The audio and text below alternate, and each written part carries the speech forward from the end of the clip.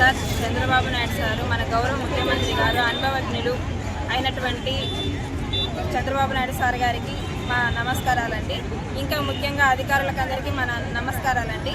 ఏంటంటే ఇప్పుడు గత ప్రభుత్వము ఏఎన్ఎం టు జిఎన్ఎం ప్రోగ్రామ్ అని చెప్పేసి 2 సంవత్సరాలు ఏఎన్ఎంస్కి స్కిల్ డెవలప్మెంట్ ప్రోగ్రామ్ అని చెప్పేసి చదువు వాళ్ళే స్వయంగా చెప్పించి ఈరోజు ప్రమోషన్ రూపంలోనో రిక్రూట్మెంట్ రూపంలోనో ఖాళీగా ఉన్న స్టాఫ్ నర్స్ పోస్టులను భర్తీ చేయడానికి గవర్నమెంట్ నిర్ణయం తీసుకుంటున్నారు.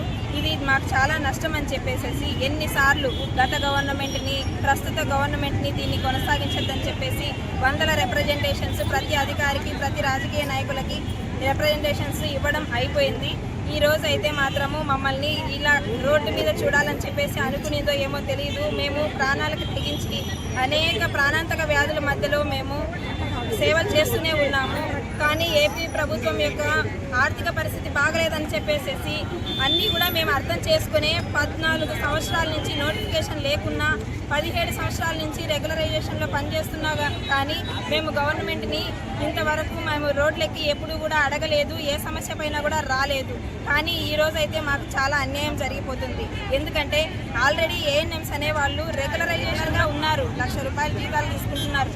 అలాంటి వాళ్ళకి ట్రైనింగ్ ఇవ్వడము, మా జిఎన్ఎం చదివిన వాళ్ళు, బీఎస్సీ చదివిన వాళ్ళు, ఎంఎస్సీ చదివిన వాళ్ళు 14-15 సంవత్సరాల ఎక్స్పీరియన్స్ ఉన్న వాళ్ళను స్టాఫ్ నర్సులుగా పెట్టుకొని కూడా ఈరోజు ఆ ఉద్యోగాలను వాళ్ళకి ఇవ్వకుండా ప్రత్యేకమైన శ్రద్ధతో వాళ్ళని ఈ విధంగా మా కోర్సులోకి తీసుకొని రావడం అనేది చాలా దారుణమైన పరిస్థితి.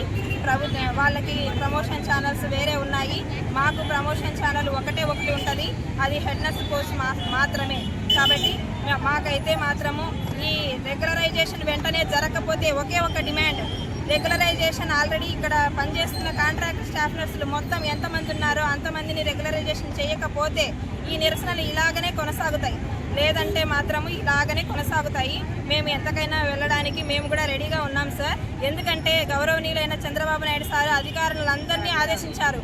ఏమనంటే మీరు ప్రతి సమస్యని రూల్స్ అండ్ రెగ్యులేషన్స్లో చూడొద్దండి, మానవత్వంతో చూడొద్దని చెప్పేసి చంద్రబాబు నాయుడు సార్ గారు అందరికీ ఆదేశించారు. కానీ సార్ ప్రస్తుత పరిస్థితి ఏంటంటే మా పైన అధికారుల యొక్క వాకిల దగ్గరికి కూడా మమ్మల్ని రానియట్లేదు, అధికారులు కనికరించట్లేదు. ఎన్నిసార్లు మేము అధికారులకు రిప్రజెంటేషన్స్ ఇచ్చినా కానీ మా సమస్య మీద మాకు అసలు పరిష్కారం దొరకట్లేదు. కాబట్టి ఈరోజు మేము బయటికి రావాల్సింది వచ్చింది.